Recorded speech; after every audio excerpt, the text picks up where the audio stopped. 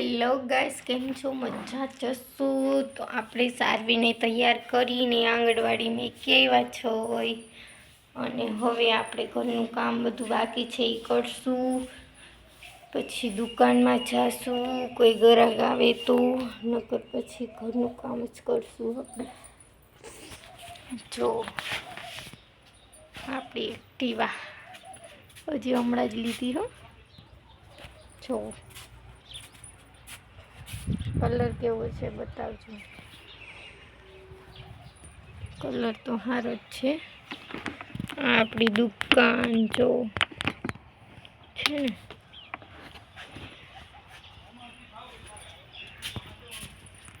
એટલે હવે આપણે ઘરનું કામ ચાલુ કરશું અને પછી હે ને આરામથી બેસવું. આજે તો કપડાં ધોવા આવશે તો ધોઈશ, કેમ કે એટલા બધા કપડાં નથી, એટલે આપણે કપડાં ધોવાય તો ધોશું. નકર આપણે ઘરનું કામ કરવાનું ફટાફટ, સારવીને તેડીને આવતું રહેવાનું ને પછી બસ બેસવું.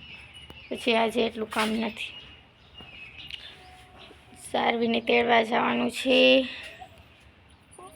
11:45, એટલે 11:15, એટલે વાંધો નહીં. તો આપણે ફટાફટ બધું કામ કરી લઈએ.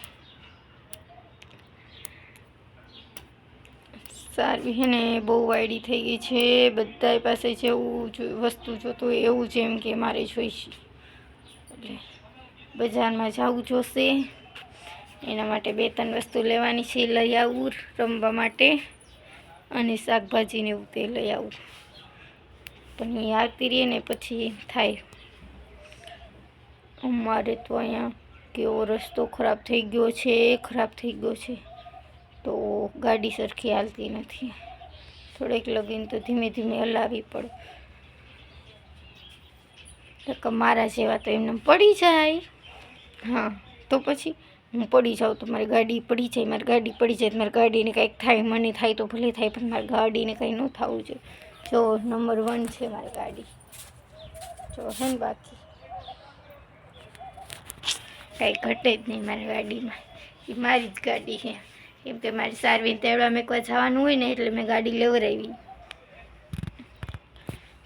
અને એક્ટિવા તો મને આવડે છે, એટલે વાંધો નથી. બજારમાં આવેલી જાઉં એક્ટિવા લઈને, એટલે મેં ગાડી લેવડાવી. કાલે છોકરાએ પાણી તો ખોબો પાડી નાખ્યો મારી ગાડીમાં.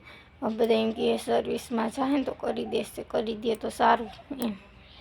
કાંઈ વાંધો નહીં, હાલો ને જોતા રહેજો નવો બ્લોગ અમારો આવો નવો, અને સપોર્ટ કરજો ને શેર કરજો, લાઈક કરજો, બેલ આઇકન દબાવવાનું ભૂલશો નહીં. Tata bye bye.